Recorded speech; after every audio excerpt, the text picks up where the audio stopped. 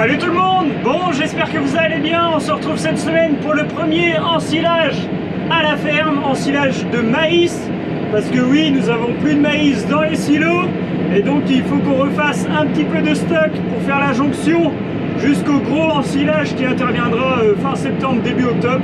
Donc là on est parti pour un petit après-midi ensilage de maïs à la cool avec les collègues.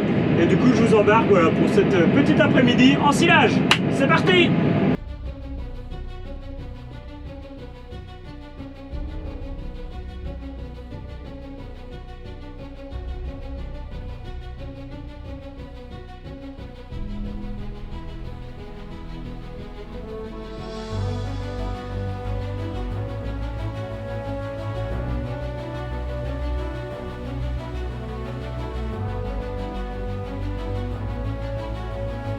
Ça y est, c'est parti, première remorque de la saison 2023, ça fait trop plaisir. Ça y est, je suis sous la goulotte là, comme on dit. On est en train de faire le premier tour de la micro-parcelle qu'on ensile aujourd'hui là. Mais voilà, ça y est, c'est parti pour une bonne période d'ensilage de maïs. Ça fait plaisir, c'est toujours sympa. Et là du coup, cet après-midi, c'est le Théa Gondouin qui vient ensiler. Qui vient faire les 2 hectares et demi qu'on a à faire avec la 990 Jaguar, rien que ça, rien que pour vous. Au moins là on va pas perdre trop de temps, ça devrait aller assez vite.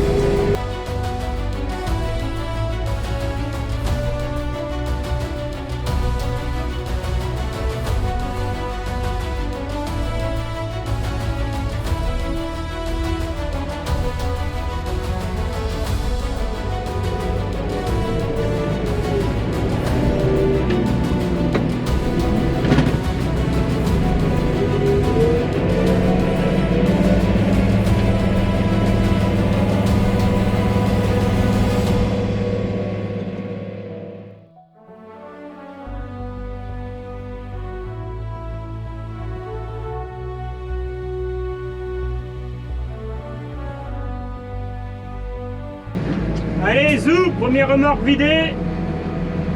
Donc comme vous l'avez remarqué, hein, ce n'est pas du tout la Jirax que j'ai derrière le tracteur. Là c'est la remorque de l'Akuma qu'on a empruntée. C'est pas non plus notre nouvelle remorque, je vous le dis tout de suite. Parce que je sais qu'il y en a qui vont dire « Ah, vous avez une nouvelle remorque, ça y est, elle est arrivée et tout », mais non, ça c'est la remorque de l'Akuma, ce n'est pas la nôtre. Donc voilà, on s'est arrangé comme ça parce qu'il n'y avait pas de tracteur disponible à l'Akuma, donc on a mis la grosse remorque de l'Akuma sur le gros massé et on a mis la Jirax sur le 6713 et c'est un voisin qui vient faire le silo comme ça s'arrange, ça se goupille bien et on peut faire le petit ensilage quasiment qu'entre nous quoi, avec l'aide de 2 voisins et ça se goupille bien.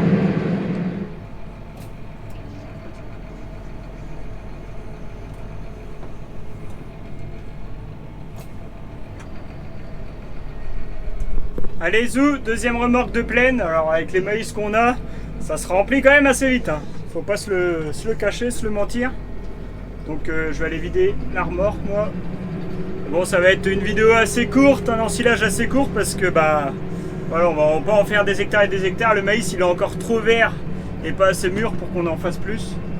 Et voilà, va falloir être encore un petit peu patient et attendre le bon stade, le 32% de matière sèche pour pouvoir l'ensiler dans les super bonnes conditions et qu'il soit le plus digestible pour nos animaux derrière. Et là c'est vraiment pour faire la jonction, pour avoir assez de maïs et assez de bouffe pour nos vaches jusqu'au vrai ensilage qui interviendra voilà, fin septembre, début octobre, comme je vous l'ai dit tout à l'heure. Donc là je vais essayer de ressortir du champ. Et vous pouvez voir la Jirax, elle est toujours là, hein, elle est bien là, elle est devant moi, elle est avec le 6713 et ça permet de faire un beau petit chantier.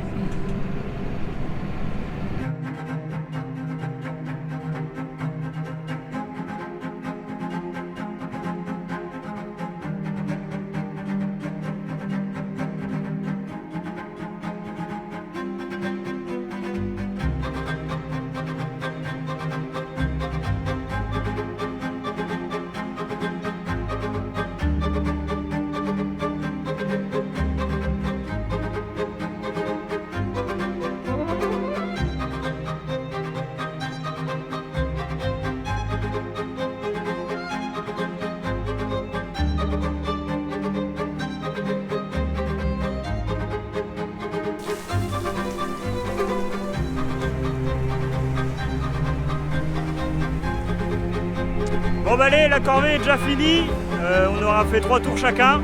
Et le silo est plein, ça tombe bien.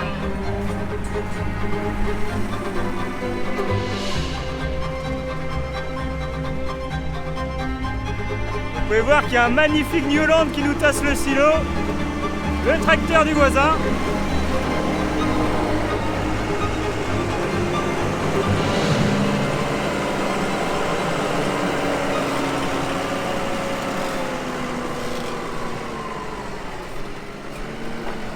Du coup, vous pouvez voir qu'il y a quand même un bon petit temps. Hein. En faisant 3 remorques chacun, ça va nous faire la transition jusqu'au prochain ensilage. Par contre, le maïs, bah voilà, il n'est pas tout à fait mûr. Vous pouvez voir qu'il est bien vert. Mais bon, tant pis, au moins on aura de la bouffe à donner à nos vaches. Et du coup, l'ensileuse, donc c'était la Jaguar 990 de l'été à Gondouin. Donc c'était aussi la première remise en route de la machine. Parce que bah voilà, c'est une machine qui fait que de l'ensilage de maïs uniquement. Donc c'était aussi l'occasion au chauffeur, à Thomas, de remettre en route sa machine, de voir voilà ce qui allait, ce qui ne va pas. Comme ça, il sera aussi prêt, lui, de son côté, pour attaquer la grosse période d'ensilage. Il faut savoir que la 990, elle est arrivée à 1000 chevaux quand même, donc ça envoie. Et là, avec du maïs vert comme cette année, et ben, la machine elle cale pas, on roulait entre 5 et 6 km/h en 12 rangs. Ça envoie.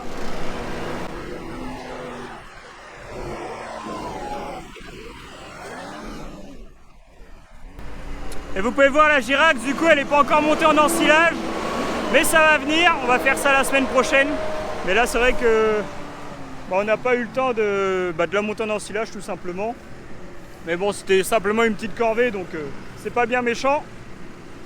Mais donc ouais, la semaine prochaine on va s'occuper de la remonter, parce que notre nouvelle remorque, elle est toujours pas arrivée. Donc voilà, on fait comme on peut avec le matériel que l'on a. Mais bon, la Girax se tient la route encore.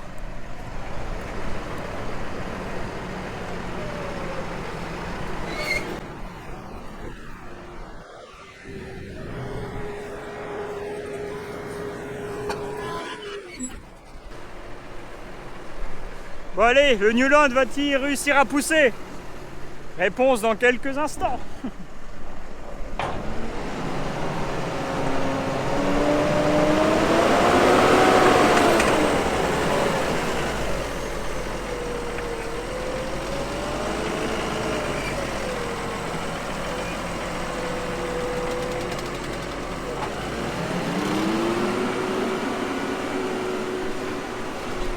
Même pas drôle, il cale même pas. Trop facile quoi. Bon allez, on se retrouve quelques jours plus tard. Je suis dans une de nos parcelles de maïs. Je suis sûrement dans la plus belle des parcelles de maïs que l'on a cette année en 2023. C'est la parcelle où on avait recassé la prairie des vaches. Donc voilà, c'est la première année qu'il y a du maïs ici. Première année depuis, je sais pas, au moins 15 ans. Donc ça fait un petit moment. Et donc on va regarder ensemble où il en est, comment le grain il est, voir le taux de matière sèche. On va essayer de l'estimer ensemble parce que voilà, lundi on n'a pas eu trop le temps de descendre du tracteur, c'était un petit peu la course.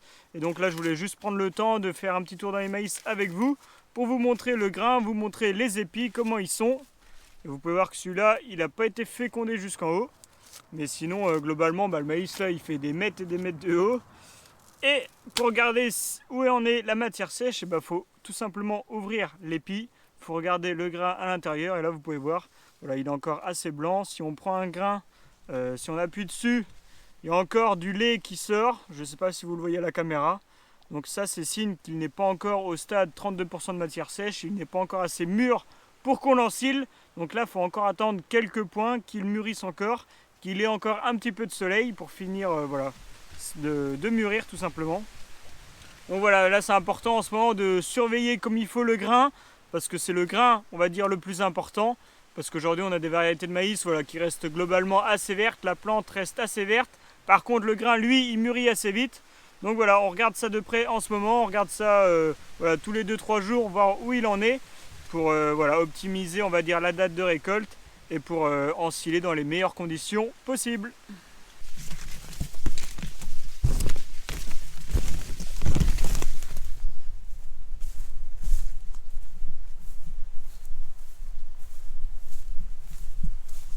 Donc oui, hein, comme je disais lundi, hein, cette année, de toute façon tous les maïs sont beaux. Et là vous pouvez voir, il y a même 2 épis par pied de maïs. Donc franchement niveau grain ça devrait bien sortir, niveau plante aussi. Niveau rendement ça devrait cracher à la goulotte. On devrait bien remplir les silos, donc c'est ça le plus important. Mais là voilà, c'est une hauteur assez énorme. Mais tant mieux, on aime mieux voir ça que les maïs de l'année dernière. Parce que l'année dernière c'était quand même un petit peu le contraire.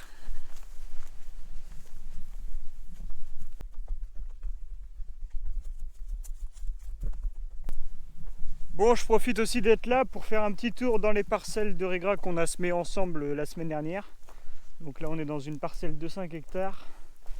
Donc là c'est en train de gentiment de lever, de sortir de terre. Donc là je vous l'ai pas montré, mais vendredi dernier je suis passé avec le rouleau dans toutes les parcelles pour bien appuyer le sol, pour bien enterrer les cailloux. Et puis bah voilà, mettre le contact, voilà, graines, terre qui sont au contact. Et donc là vous pouvez voir les petites pousses de raigrats qui sont en train de sortir, le trèfle. Donc voilà, tout est là, tout est en train de lever tranquillement. En même temps on a des conditions vraiment parfaites pour implanter des prairies en ce moment, avec de la chaleur, de l'humidité. C'est vraiment impeccable. Et donc voilà, on verra ça à l'automne si on en fait une coupe ou pas ici. Mais surtout au printemps l'année prochaine, on pourra faire, je pense, un sacré ensilage d'herbe. On aura quasiment 32 ou 35 hectares ensilés. Là, il y aura de quoi ensiler encore. Il y aura une sacrée corvée à faire. Mais bon, on n'en est pas là. Ce sera que l'année prochaine, en 2024. Là, en attendant, on va retourner au boulot à la Stabu. Bon bah allez, on se retrouve dans le 7701. On va aller lui faire un petit coup d'entretien parce que la semaine dernière il a quand même charbonné tous les jours. En plus on a fini dans la poussière avec le semoir, le semis du raigrats, plus le passage du rouleau.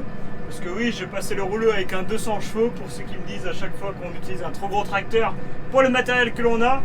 Mais c'était le plus pratique, hein, donc on fait comme ça.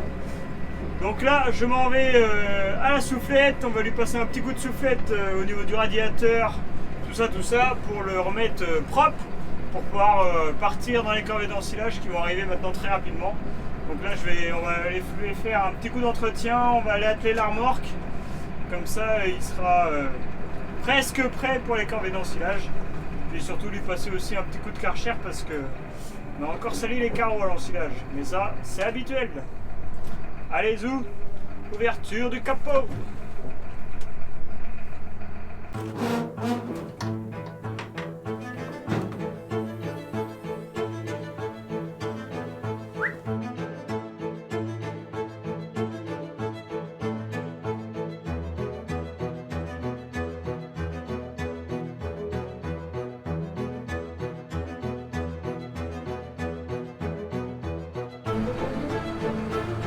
Tac, on doit être pas mal, on doit être pas mal.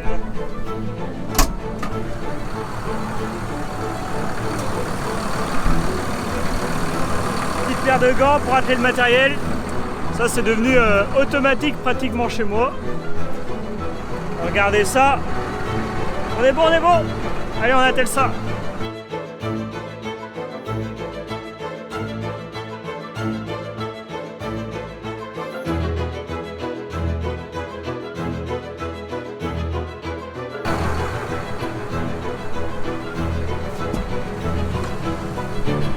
Et donc la semaine prochaine on finira de monter la remorque en ensilage parce que là demain on va faire un petit peu de fumier. On va en profiter que la remorque soit pas encore montée pour sortir un peu de fumier et puis après on la montera en ensilage, comme ça on sera tranquille pour la grosse période d'ensilage de maïs qui va commencer voilà, d'ici une semaine, 10 jours quoi, grand max.